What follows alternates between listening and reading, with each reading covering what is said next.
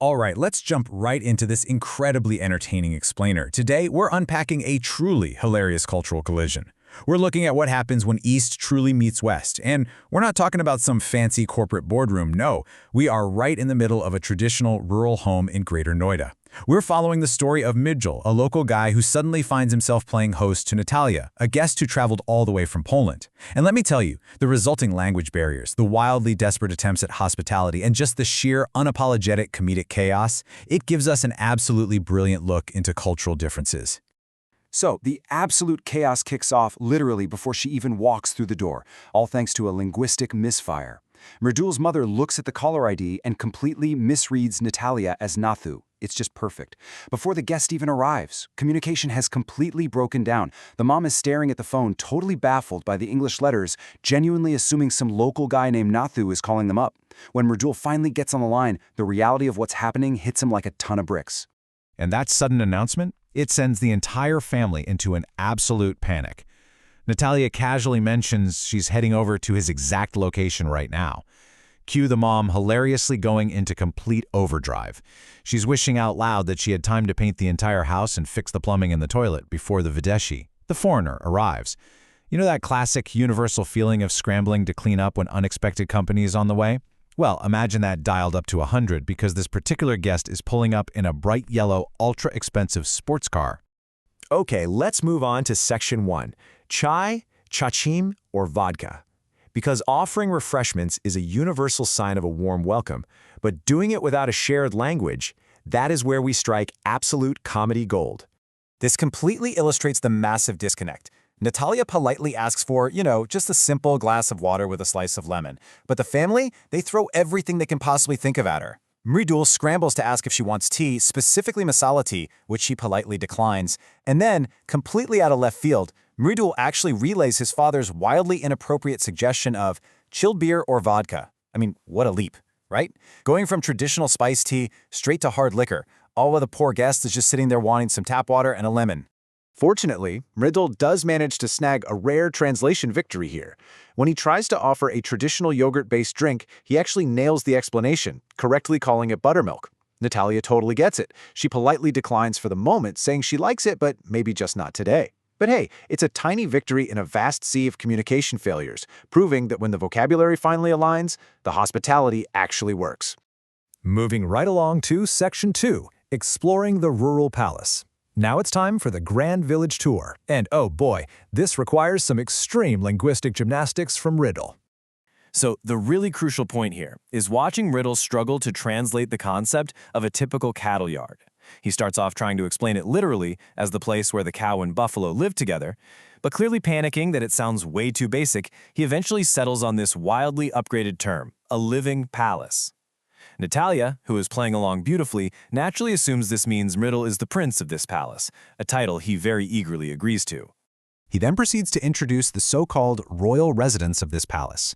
He points out the cow, named Rani, the buffalo, named Sheila, and makes a special point to highlight the young calf, Gulu, introducing him as Natalia's absolute newest friend in Greater Noida. It's actually a super endearing moment. It really shows how integral the livestock is to their daily lives. These aren't just animals to them. They have names and are literally introduced as part of the welcoming committee. But, as you might guess, those cultural barriers rear their head again almost immediately. This leads to an incredibly awkward yet completely hilarious compliment from Mridul's friend. He's genuinely trying to praise Natalia's fair complexion, but because he just doesn't have the English vocabulary, he ends up comparing her directly to Rani the cow.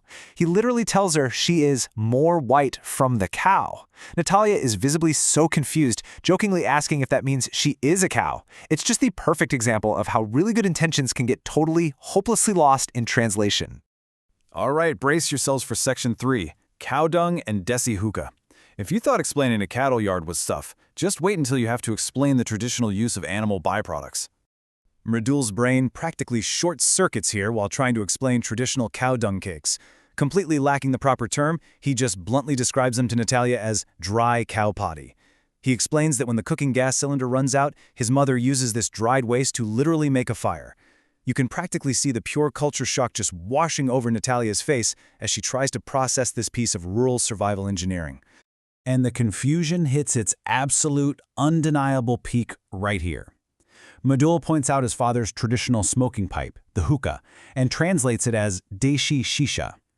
Now, because they literally just finished talking about dung cakes being used to make fire, Nataliya's brain makes a horrific, yet kind of logical leap. She naturally assumes they are smoking the cow poop in the shisha. The sheer, unadulterated horror in her voice when she asks that question, it is pure comedic perfection. Oh, but the misunderstanding spirals even further. See, because the dung is referred to as a cake and is used right near the cooking area, Nataliya briefly thinks they make the actual flatbread out of the dung. This prompts Mridul to desperately, frantically clarify the difference between their food and their fuel. He's practically shouting that the bread is different and the waste is different. It's a spectacular example of how smashing two unfamiliar concepts together can create a hilariously, disastrously wrong conclusion. Trying to recover from the poop bread mix-up, Mridul proudly shows off the massive sacks of wheat stored in the house. He absolutely blows Nataliya's mind with the fact that this right here is a whole year's supply of food for the entire family. He really emphasizes that they don't eat pizza or burgers out here. This massive, towering stockpile is exclusively for making their daily flatbread, the chapati. It gives her a really genuine, grounded look into the self-sustaining nature of a traditional agricultural household. Okay, Section 4. A perfect Desi makeover. Moving past all the comedic misunderstandings for a second, we actually get to witness a genuinely heartwarming cultural exchange. Mridul's mother steps in with just a beautiful gesture. She gifts Nataliya a gorgeous traditional Indian suit. As Mridul explains it, this is partly to make her feel welcome and comfortable in their home, but it's also a deeply protective motherly instinct. She wants to shield Nataliya from the staring eyes of the village boys, who just aren't used to seeing a foreigner. Nataliya absolutely loves the outfit, and it ends up serving as a wonderful, tangible bridge between their two very different worlds. Keeping that good energy going, in a super fun language exchange, Mridul decides to teach Nataliya a local romantic phrase. He teaches her a local sentence that roughly translates to, "Baby, I love you very much." And she repeats it back perfectly with this massive smile on her face. It's a beautifully light-hearted moment of connection. It really shows that while complex agricultural terms might be a nightmare to translate, warmth, affection, and a shared laugh are incredibly easy to share. And honestly, this beautifully summarizes the entire visit. Mridul's mother openly admits she doesn't understand a single, solitary word Nataliya says, and Nataliya feels exactly the same way about the mother. Yet they both pull Mridul aside to express how much they like each other. The mother notes Nataliya's sweet nature, and Nataliya tells Mridul that his mother has a very pure heart. They bond so deeply over simply having clean, kind intentions toward one another. It absolutely proves that sometimes true hospitality doesn't need a dictionary. But wait, we have Section 5, the twist ending. Because just when you think this cultural exchange has a perfect, wholesome, movie-like ending, things take a very dramatic turn. Literally, right at the end of the visit, Mridul's girlfriend Kushi calls him up, and she is absolutely furious.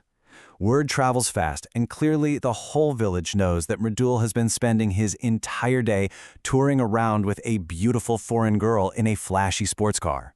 Without even giving him a single second to explain the whole cultural exchange aspect, she just yells at him to never call her again and hangs up the phone, leaving us with a massive cliffhanger. I mean, what happens when Greater Noida hospitality directly clashes with local romance? Will Mridul ever be able to explain that he was just giving a harmless tour of the living palace and clarifying the strict difference between flatbread and cow dung? It's a brilliant, highly comedic end to an incredible cultural collision. And it leaves us wondering, if we strip away our shared languages, are our honest, pure attempts at hospitality enough to bridge the gap? Or are we all just one cow potty translation away from total disaster? That's all for this explainer. Stay curious and keep learning.